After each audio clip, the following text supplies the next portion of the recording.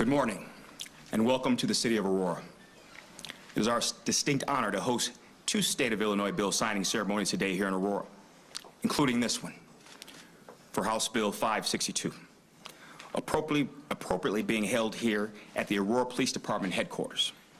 Thank you to Governor Pritzker, Attorney General Raoul, Speaker Welsh, Senator Kohler, and all the members of the General Assembly who are present, the dignitaries from throughout the state, and to those who have sacrificed to make this bill a reality. On behalf of the Aurora City Council, many of whom are present today, the Aurora Police Department and Chief Zeman, who you will hear from shortly, and all the people of Aurora and beyond whose lives were forever changed 899 days ago. It was on that day, February 15th, 2019, that Governor Pritzker, Chief Zeman, and I stood shoulder to shoulder in this very room that we stand in today, literally hours after the Henry Pratt tragedy that shook us to the core. On that fateful day, a murderer armed with a gun and a revoked FOID card injured 5 of our Aurora police officers and took the lives of 5 innocent human beings: Russell Byer, Vincente Juarez, Clayton Parks, Josh Pinkert, and Trevor Warner. Let us have a moment of silence in their memory.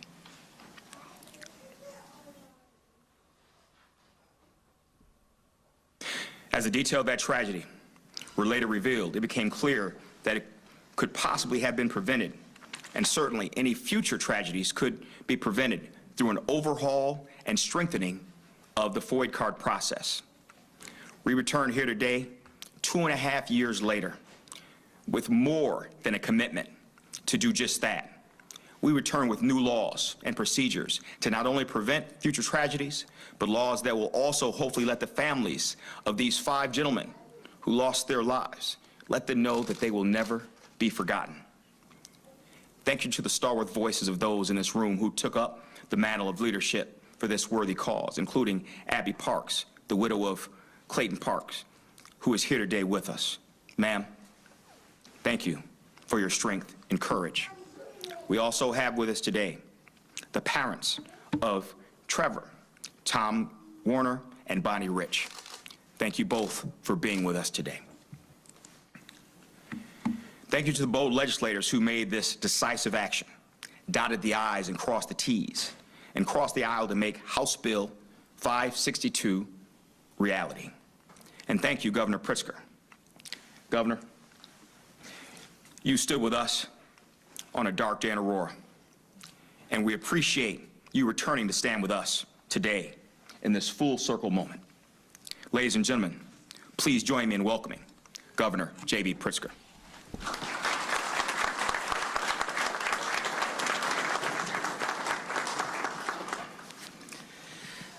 Thank you very much, Mayor Irvin.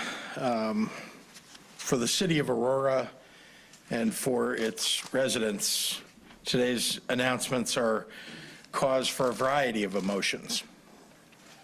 I'm grateful for the mayor's leadership through all of it. And on that note, I also want to recognize the quiet strength of every member of the Aurora Police Department. And I want to congratulate Chief Kristen Zeman on her upcoming retirement and thank her for setting an example for all of us in leadership throughout the state of Illinois. On behalf of the state of Illinois, I want to say that this is a day that's been long in coming. Nearly 2.5 years ago, Aurora joined the heartbreaking, ever-growing list of communities that have been devastated by a mass shooting. In the space of one afternoon, the families of the victims saw life as they knew it torn apart, never again to be made whole. Please know that our state will always stand with you, and it's my hope that today we can all do right by the memories of those who were loved and lost. No law can change the past or give back a life. Indeed, I wish we didn't live in a world where lives could be so thoughtlessly and easily stolen in the first place.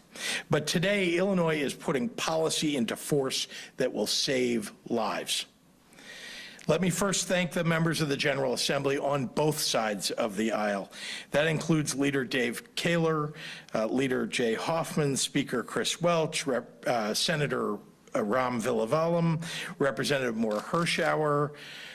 We have members on both sides of the aisle representing here, and it's extraordinarily important to recognize that unity. Also leading this effort was our Illinois State Police Director, Brendan Kelly, and his team, our great Attorney General, Kwame Raoul, the Gun Violence Prevention PAC, Moms Demand Action, Live Free Illinois, Prentice and Diane Wynn, and Live Free Rockford, and hosts of voices speaking out on behalf of peace.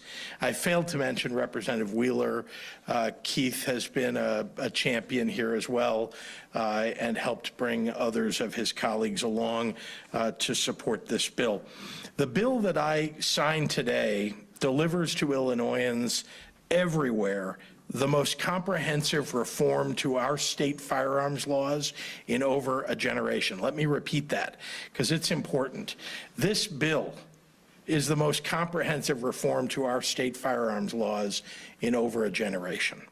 That begins with requiring, lawmakers on both sides of the aisle came together to shape this law, steeped in a common sense commitment to safety. That begins with requiring universal background checks on all gun sales in Illinois. Prior to this change, people with dangerous histories who shouldn't possess a weapon, and the Illinois State Police denies firearms licenses to thousands of these individuals a year, could avoid detection through a private sale. That's a deadly loophole. And in Illinois, we're closing that down for good. Of course, making it harder for those who want to do harm to get guns is only one piece of the puzzle. We're also beefing up our ability to detect violent threats and to put a stop to them. That includes properly funding the Illinois State Police in their enforcement efforts to retrieve firearms from people who have lost their license to own a gun. And it means that we're hardening the background check process with stronger identification processes, like fingerprints, so that the Illinois State Police can more easily identify the FOID applicants and firearms purchasers, as well as increase the frequency of the background checks. Responsible gun owners who opt into this process will see their FOID and concealed carry applications expedited, not only at application, but for every renewal thereafter. Crucially, we're also formalizing in law some of the preventative actions that the Illinois State Police has taken under Director Brendan Kelly's leadership so that they don't fall to the wayside in future administrations. That includes giving all Illinois law enforcement agencies access to the FOID status of any individual, ensuring state police continuously monitor federal and state databases for any new threats to safety, requiring every Illinois law enforcement agency to submit ballistics information to national crime databases within 48 hours, and making available to the public all firearms reported stolen to crack down on illegal gun trafficking. We're also making it so that funds from conceal and carry license fees will support community-based, trauma-informed mental health programs aimed at reducing gun violence before it starts. I see some people snapping and clapping quietly in the background. It's okay to do it out loud.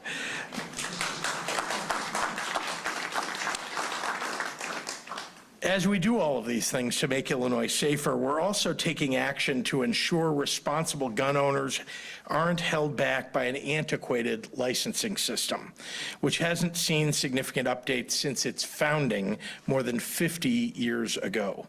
So we're streamlining our FOID application process with new electronic options, creating a combined FOID and concealed carry license, and opening up a bipartisan appeals board for those who feel they were wrongly denied a license. In short, In an America where gun violence has become a scourge to so many neighborhoods, Illinois is taking a common sense approach to reform, and we're doing so with votes from both sides of the aisle. I pray, and I really do pray, that not a day too soon, the nation will follow Illinois' lead. With that, I'd like to hand over the podium to a champion, true champion for justice, someone who's been at the forefront of this and so many fights that have mattered, not just on gun safety, but so many issues surrounding justice in our state, and that's our Attorney General, Kwame Raoul. Kwame?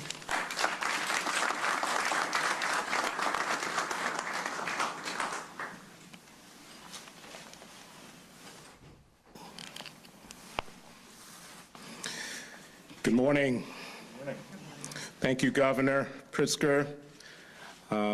Thank you, Director Kelly, for your leadership. And to the members, my former colleagues in the General Assembly, thank you for allowing me to come share the podium as a result of the work that you've done, along with Director Kelly. And Mayor Irvin, thank you for letting me back into your town. Last time I was here, I proposed to my wife. So got good luck here. To my colleagues in the General Assembly, I recall years ago when I was in the Senate working on gun legislation that would allow for FOID verification and reporting of lost and stolen weapons, but we knew that back then we had a long, long way to go. And on behalf, and I'd like to again express deepest sympathies to the families, the loved ones who lost their lives during the mass shooting in Aurora, and salute the officers who stepped up to prevent further loss of life in February of 2019. You know, on the day that I took my oath of office to become Illinois Attorney General, I announced that my office would prioritize violence prevention. Effective violence prevention requires a multifaceted approach as reflected in this comprehensive bill. Partnerships between local law enforcement and state and federal government agencies are critical in order to reduce gun violence and violent crime in communities throughout our great state. I commend the Illinois State Police and the legislature for recognizing this and passing this bill as another step in our collective goal to prevent violent crime. It is important to note that this bill passed, as the governor mentioned, with bipartisan support. That don't always happen. And with sponsors who represent districts across the state, showing that violent crime impacts all communities and efforts to reduce gun violence do not need to be politicized. My office has undertaken steps to partner with local, state, and federal law enforcement agencies to get guns out of the hands of dangerous individuals and curb gun trafficking. We have developed training for law enforcement partners for the implementations of the firearm restraining orders. We have partnered with federal, state, and local authorities to investigate and charge gun running cases. We are currently working with Everytown to build a crime gun tracing platform that will help investigate the source of a crime gun, identify straw purchasers, and provide a big picture look at gun trafficking patterns. And I stand ready to continue to collaborate with Illinois State Police and other law enforcement agencies to effectuate the provisions of 562 that strengthen gun tracing efforts and FOID revocation enforcement.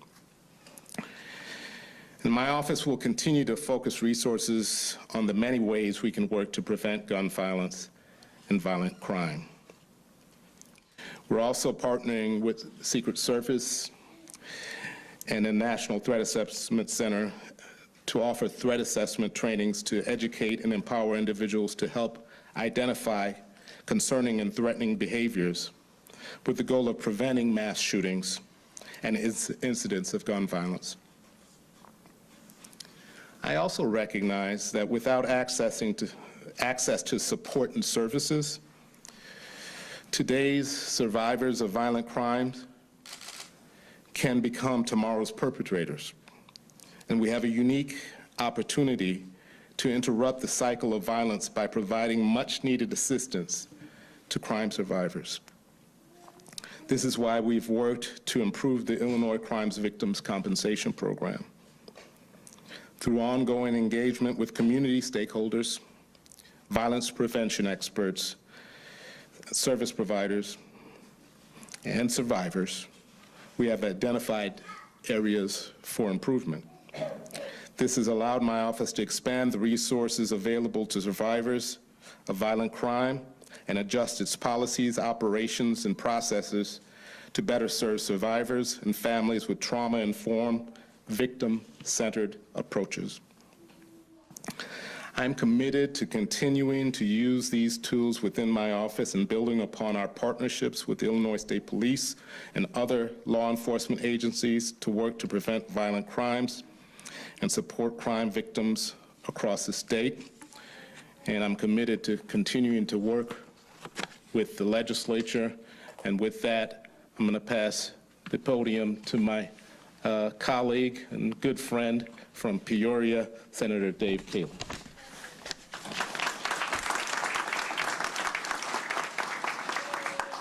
Thank you, Attorney General. Governor, Mr. Speaker, this is an important piece of legislation. First of all, let me express my sympathies to the families that were affected by the tragedy here in Aurora many months ago. The goals of this legislation were really twofold, and Leader Jay Hoffman, who was the House sponsor, and myself understood that as downstate legislators, we had a responsibility to make sure that we had a bill that was fair, that protected responsible gun owners as well as tried to get at the problem. And so the two goals really that we set out to achieve were, number one, to streamline the FOID process for gun owners so that they would be able to have their FOID cards or applications processed in a timely way. And the governor mentioned some of the processes that are going to take place in this new bill. Secondly, we wanted to enable the Illinois State Police to put the focus on background checks and making sure that people who shouldn't have guns, in fact, don't have guns. And as a responsible gun owner myself, I want to make sure that that FOID renewal process is fair and timely. We owe that to our citizens. But I think something that we can agree on as a common interest is that we need to make sure that our communities are safer.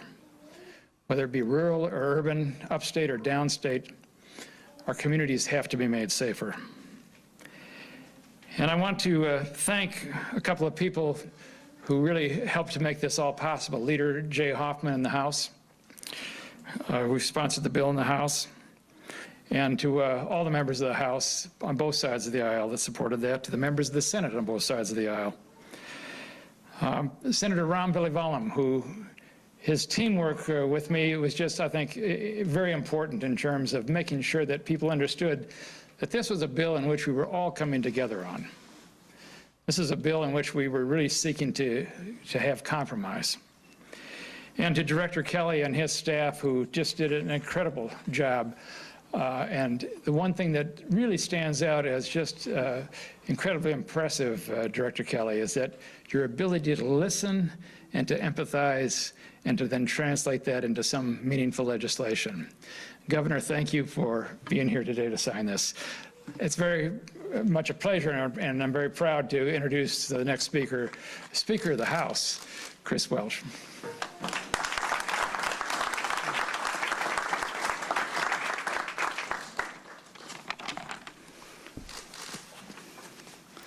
Thank you, Senator.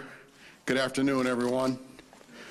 You know, words cannot express how proud I am to be standing here today with my colleagues in the General Assembly on both sides of the aisle to witness our governor sign this momentous legislation.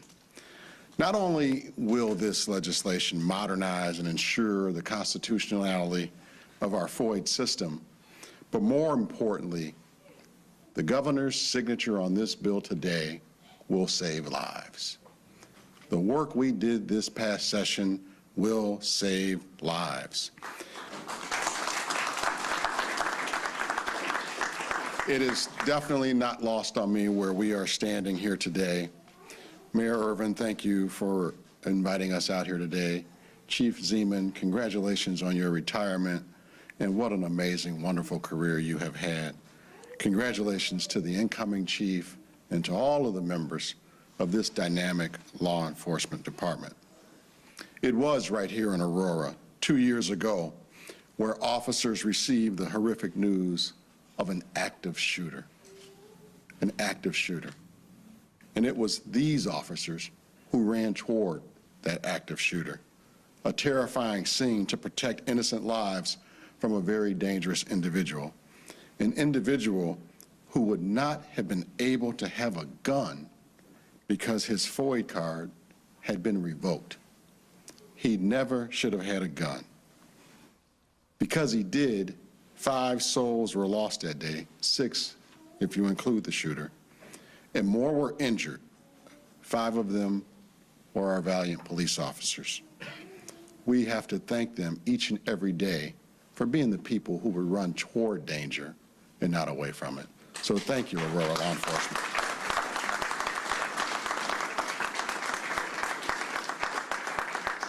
It breaks my heart to know that this could have been prevented. But it also inspired me, a new Speaker of the House, while my colleagues worked on this legislation, knowing that we would be providing the guidance and resources to do our part to make sure this never happens again. With this bill that Governor Pritzker is signing into law today, state police will monitor the state and federal crime databases to compare them with our FOID license holders and can initiate revocation proceedings. This will ensure that those who are a danger to themselves or others will not have a firearm. I repeat, those who are a danger to themselves or others will not have a firearm. This measure will also incentivize those looking to get a FOID card to provide fingerprints, allowing them to have their card automatically renewed. Not only does this make it more convenient and streamlined, but it's also another means of security to make sure firearms are not in the hands of dangerous individuals. It will require even private gun sales to include a background check to make sure every time a firearm changes hands, it's done so in a safe manner.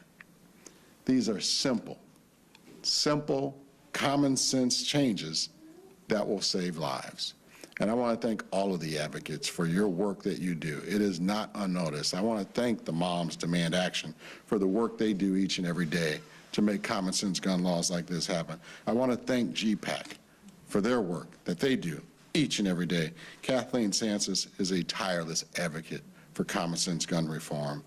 And I certainly want to thank Leader Jay Hoffman, Representative Maura Hirschauer, and Senator Kaler for their sincere efforts in getting this legislation on the governor's desk. And I just want to take one moment to particularly thank Representative Hirschauer, who really impressed me as a freshman legislator, taking on an experienced legislator like Leader Hoffman. She was a mom on a mission, committed to making this day happen. And I want to make sure we give credit where credit is due.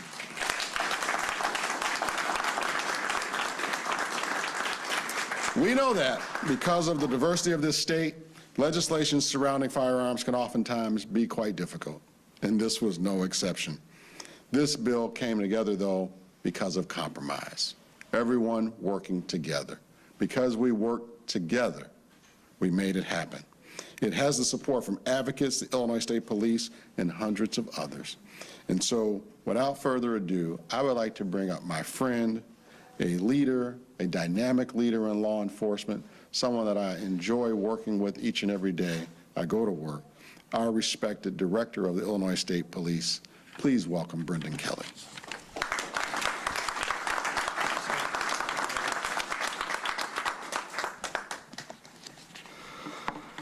Thank you, Mr. Speaker. Governor, the Illinois State Police, in addition to other duties, were responsible for the forensic processing of the crime scene at the Henry Pratt shooting. I will never forget those images, nor will I ever forget the look in the eyes of the officers of the Aurora PD who will forever live with the scars of that day. Nor can any of us forget the weaknesses in the firearms safety system that were exposed. The Illinois State Police acted and has since conducted more than 450 firearms enforcement details, with over 1,300 prohibited persons placed directly in compliance and over 10,000 firearms dispositions accounted for. And when the pandemic and civil unrest of 2020 led to a massive surge in FOID applications on top of this antiquated renewal process, the brokenness of these statutes were even more apparent.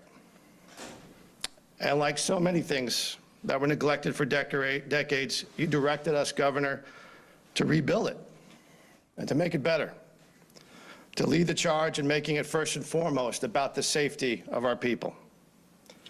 With your stable budgeting, additional staff, and investments in technology, and the hard work of ISP firearms analysts, the new FOID card backlog has been reduced by over 50% since its peak, but we know the law itself has needed to come into the 21st century.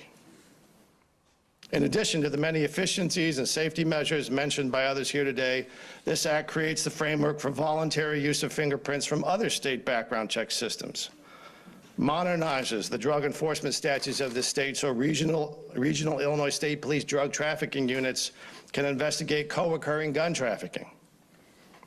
And it requires timely submission of ballistics evidence to the National Integrated Ballistic Information Network. That is a key and long-standing request of our federal partners. We've achieved this bipartisan legislation through the values of the Illinois State Police: integrity, service, and pride. By being honest brokers with all stakeholders, by communicating with anyone, anytime, regardless of party or position, and adhering to objective facts and transparently sharing information and evidence for the public and decision makers to enact solid law and strong policy. The ISP mission for firearms enforcement is to focus on safety, not bureaucracy, to make it hard for the bad guys and easier for the good guys. With the most comprehensive state firearms legislation since the creation of FOID, I am grateful to everyone here for the progress today towards fulfilling that mission. Our oaths require it, and the souls of those taken from us demand it. Now, it's my honor and privilege, as she ends her career at Aurora PD, to introduce my colleague, my friend, the Chief of the Aurora Police Department, Chief Kristen Zeman.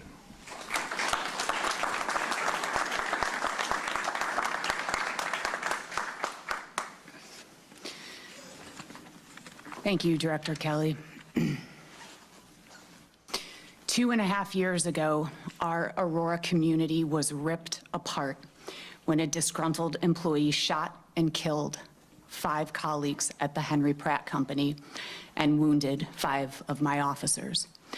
Those officers saved lives that day as the shooter took aim and one by one shot them as they were attempting to stop him from harming anyone else.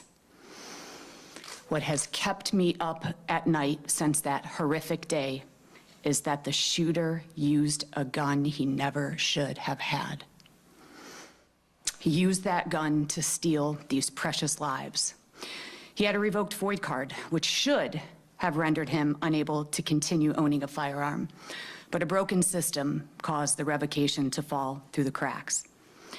February 15th of 2019, the day of our mass shooting, was a defining moment in my career. While our officers were trained and prepared to respond to an active shooter, nothing could have prepared me for the pain I felt on behalf of the victims' families and our wounded officers. Mr. Wehner, Bonnie, Abby, there's not a day that goes by that I don't think of you.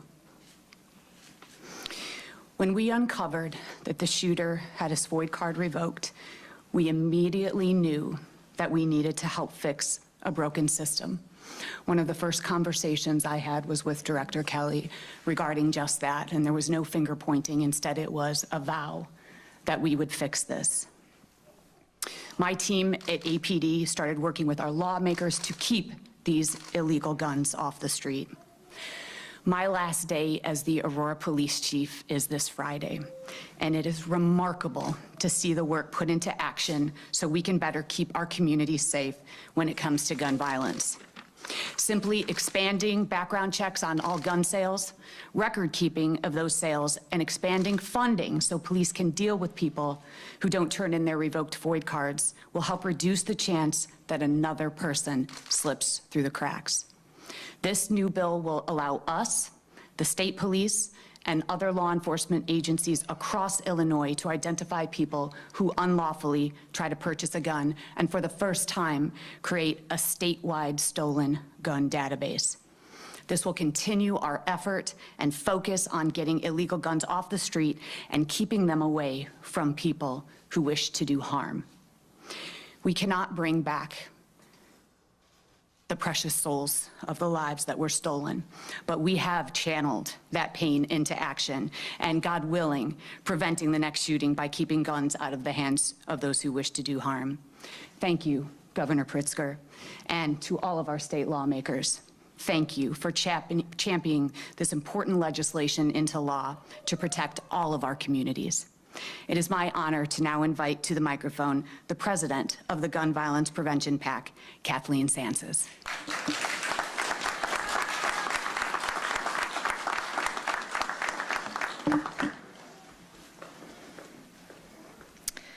Thank you, Chief. Good afternoon, Governor and Speaker, and all members of the General Assembly. Today, we are here to honor survivors and victims with action. Thank you for being here. After 2 years of advocacy work, supported by tens of thousands of Illinois residents who believe our one job is to keep our communities safe from gun violence, I would like to acknowledge my colleagues, most notably John Gruber, who runs our advocacy program, Dahlia Rodriguez, Simone Gann, and I'm fortunate to have my daughter here today, Lily Mahalik. A special thank you to the over 200 organizations of the Illinois Gun Violence Prevention Coalition, including Everytown for Gun Safety, Giffords, Brady United, the Coalition to Stop Gun Violence, Lurie Children's Hospital, the Heartland Alliance, and 2 local members who are with us today, Reverend Sierra Bates Chamberlain from Live Free, Illinois, and Valerie Samutis, organizing manager for Moms Demand Action in Illinois and Indiana. And finally, Tom Vandenberg, founder of GPAC, and currently serving as interim president and CEO of UCAN. We are stronger when we stand united to fight gun violence.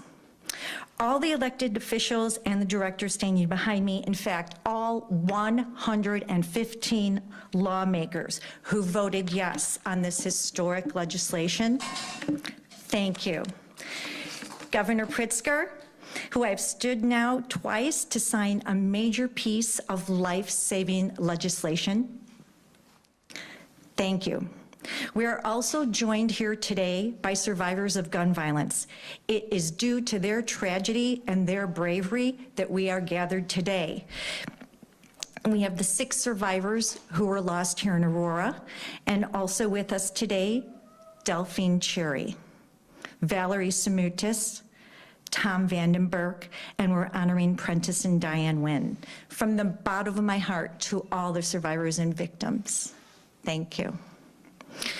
2 years ago, GPAC started bringing together many of the people in this room. Our goal was to stop the flow of illegal guns into our communities and fix the major loophole in our gun laws that led to the Henry Pratt shooting. But as we organized to fix the FOID and block illegal gun ownership, our coalition grew. Every day, gun violence survivors join together with mass shooting survivors to amplify our voice. We even managed to bring law-abiding gun owners into the fold. Powered by their courage, we set out to tackle the many ways that gun violence destroys our states, in particular, Black and brown communities.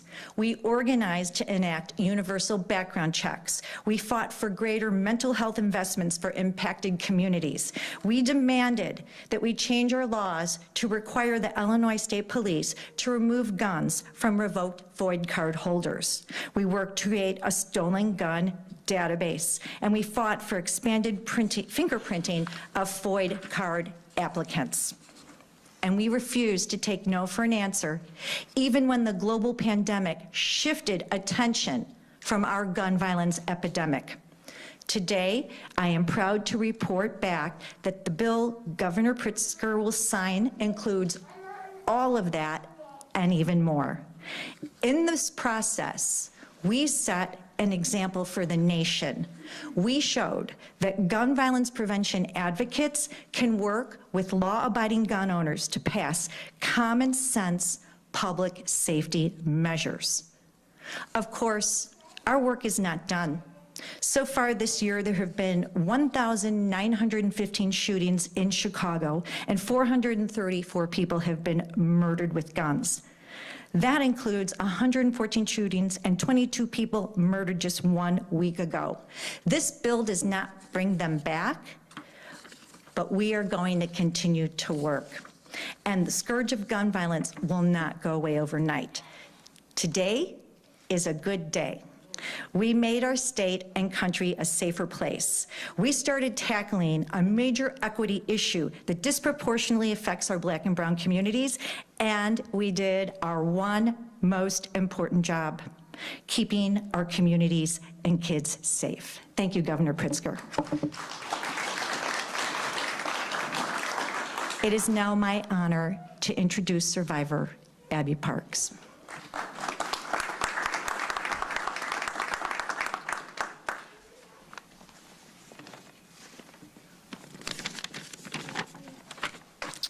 Thank you, Kathleen. Good afternoon. My name is Jb Parks, and my son Axel is here with me today. I am here today as a mother, a widow, and a survivor who lost my husband and Axel's father, Clay Parks, in the Henry Pratt Company mass shooting here in Aurora. I want to tell you about the loving father and supportive husband Clay was. I want to tell you he was the type of friend that always had your back, that he was fiercely loyal to the people he loved. But the truth is, Clay was so much to so many people that it's hard to put into words the kind of person he was, because nothing I really say even scratches the surface. But his absence in everyday life is felt by all those who knew and loved him. Since Axel and I lost Clay, I have worked to keep his memory and legacy alive. Part of that work means addressing the fact that Clay and the 4 others taken that day could still be with us if illegal guns were not left in the hands of people with revoked FOID cards. The shooter at the Henry Pratt Company had his FOID card revoked, which means he was legally prohibited from having a gun, yet he was able to keep his weapon. However, House Bill 562, which Governor Pritzker will sign today, requires Illinois State Police to remove guns from the people who have had their FOID cards revoked but do not relinquish their weapons, like the man who killed Clay. Once it becomes law, HB 562 will save lives and save families from experiencing the loss and pain that my family lives with every day. Governor Pritzker and members of the General Assembly, thank you for honoring Clay and those lost with action. And now, here's Governor Jb Pritzker.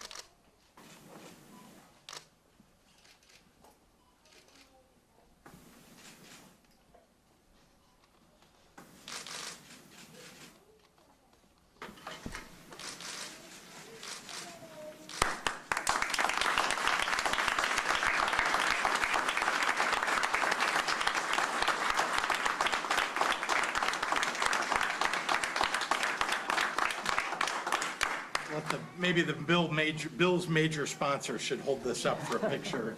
And where's Maura? Thank you, Governor.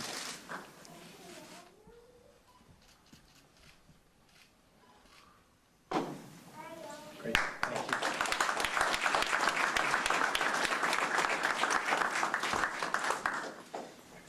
I'm happy to take questions from members of the media. Yes, Governor. Thank you, sir. How soon will the state have the staffing and resources available to implement these expanded gun background checks? And could you also offer a comment, sir, about the current mask situation in our local schools and the debate that it's causing in our communities? Sure, let me call on our Director of ISP to answer the first part of your question. I'll come back and answer your question about masks.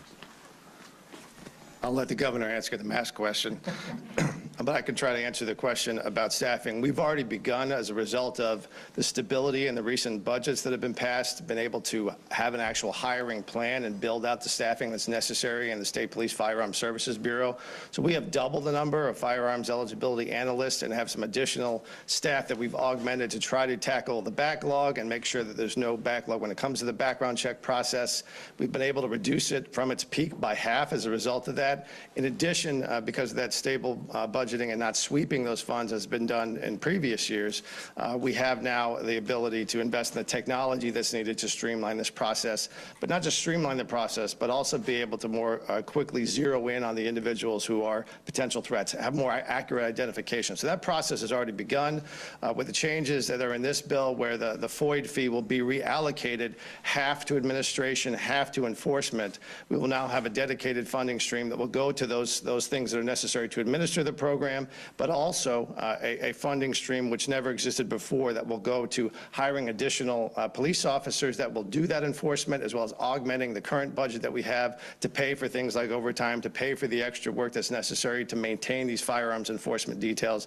As I've mentioned, since the Henry Pratt shooting, we've done over 450 of those details, but that was with existing resources. So now we're going to take the extra resources that come as a result of this legislation being passed and be able to build that out and make sure that we're covering as many revokees as possible to ensure that the firearms disposition reports, where we account for those firearms, that number continues to grow, where we have the number of revokees and then the number of dispositions accounted for, and that we close that gap so that we get closer and closer to be able to account for every firearm that may have been in the hands of someone who's been revoked. With regard to masks, let me begin by saying that the CDC issued guidance, as you know, last week, which we've adopted already for the state of Illinois through the Illinois Department of Public Health. Strong recommendation that people who are in indoor environments mask up, that in schools, recommendation that kids mask up. And I must say that, we should be encouraging everybody, and I need to say this over and over again, anybody that has not been vaccinated, this is the best way to stay safe. Get vaccinated. If you've not been vaccinated, get vaccinated. And it's available to you right now. Within an hour, you could be at a Walgreens, a CVS, at one of our departments of public health across the state getting vaccinated. It's free. It's free and it's widely available, so please go do it. And again, we're going to do everything we can to keep up with not only that guidance, but also local governments, local officials have the ability to put in stronger mitigations if they want to, if they need to. Governor, I've got a couple questions, and then I've got a couple questions that have come into me. First of all, I guess, how do you enforce the private sales aspect of this? And the reality that police find all the time is that criminals always find a way to get a gun. So how much is this really going to make a difference? Well, I'm going to take the second part of that first, and then I'm going to ask the director to come up. Look, we are constantly chasing all the ways that criminals are attempting to get around the law. That's just a fact of life. But every loophole we close, we get closer and closer to safety for our communities. And that's why, I wouldn't look at this as the end of a process, but nonetheless a beginning of a process to make sure that we are keeping illegal guns out of the hands of people who shouldn't have them. Well, to the governor's point, public safety, and particularly when you're talking about gun violence, is often a game of inches. And it's every little inch that matters, every little measure that you can take that will reduce the chances that someone will have access to a firearm that shouldn't. We know there are many, many sources of illegal firearms. We know that they come from originally legal sources and they wind up making their way into the illegal gun market. One of those ways, right now, every year there's about 40 to 50,000 private transfers that occur in this state that are not subject to a federal background check. With this legislation, we will be putting a system in place that will create actually options to make sure that those private transfers go through a federal background check. They'll be able to either do it online or they'll be able to do it at an FFL. We've given them that option. That was part of the compromise that was worked out in this bill that made common sense for lawful gun owners. And by requiring a federal background check, you're going to reduce the chances that that firearm is transferred to someone who shouldn't have it.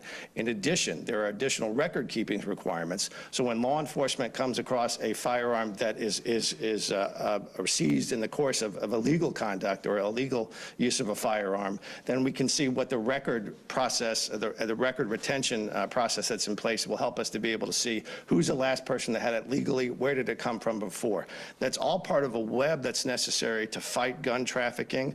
So this is one of those measures. Is it a panacea? Is it a fix-all? No, but every little thing that we can do, every little loophole we can close, every inch that we can gain in public safety, it all adds up to be able to reduce the chances that someone's going to be killed by a firearm. Phil, if you can step there just for another question, if you could explain how the electronic combined firearm card would work. Yeah, so right now we have two statutory situations where, at least before this legislation was passed and signed today, where you have a FOID card that's under the FOID statute and a concealed carry license. That was a result of a court decision that required this state to put a concealed carry license process in place. Now, those are two different licenses, but many of the background check processes actually are redundant and they overlap. So by combining the FOID and CCL for individuals who have a concealed carry license card, instead of carrying around two cards that have two different processes and two different fees, we'll be able to combine those into a single thing. That's good not just for them, for those lawful gun owners in terms of a convenience, but it's also good for us. That means that's less paperwork, less bureaucracy, less effort we have to put into someone we know has already been validated through either one of those processes by combining them into a single thing. That'll help us to concentrate again on people who are threats to public safety and instead of a bureaucratic work that doesn't really add much to the public safety equation. Can we let's get one back here. You had a question? Oh, I was going to ask about private gun sales to the ISP director. Will private gun sales then be subject to the same rules, rights as commercial gun sales as far as waiting periods, et cetera? So the current, before the legislation was passed, private transfers, the only requirement was that someone had to go online and look to see if the person they were giving the card to had a valid FOID card. But that, again, did not cover all the federal requirements that exist when someone goes in to purchase a firearm at a federally licensed firearm dealer. What this process does, and with the changes in this legislation, will mirror now those federal requirements. In terms of the waiting time and that process, that is a little more complicated, but in essence, is what we've made sure that this chunk of sales and transfers that occurs on a regular basis will now have that same imprimatur, will now have that same look of the person who's receiving the firearm to make sure that there's nothing in the federal system as well. That is the essence of a universal background check by putting this process in place. And we have time for one more. Governor, if I could just, on the political side of things, some GOP critics say this was kind of just a gateway to mandating fingerprints and assault on Second Amendment rights. Can you respond to that? This is compromise legislation that had bipartisan support. So I know there are people who may have more extreme view of what should or shouldn't happen, perhaps on both sides of the aisle. What I know is that people came together in the middle to try to find the right way forward. And I'm actually very proud of the fact that a number of people, including Representative Wheeler and others, worked hard on this bill. And again, it isn't everything that gun safety advocates wanted. It isn't everything that those who are, support the Illinois State Rifle Association and other organizations wanted. But this was the right way forward. And again, progress has been made. And I think everybody that was on this bill that was part of this effort, including Representative Costa Howard, who I forgot to recognize here, everybody that was on this bill felt like maybe it wasn't perfect and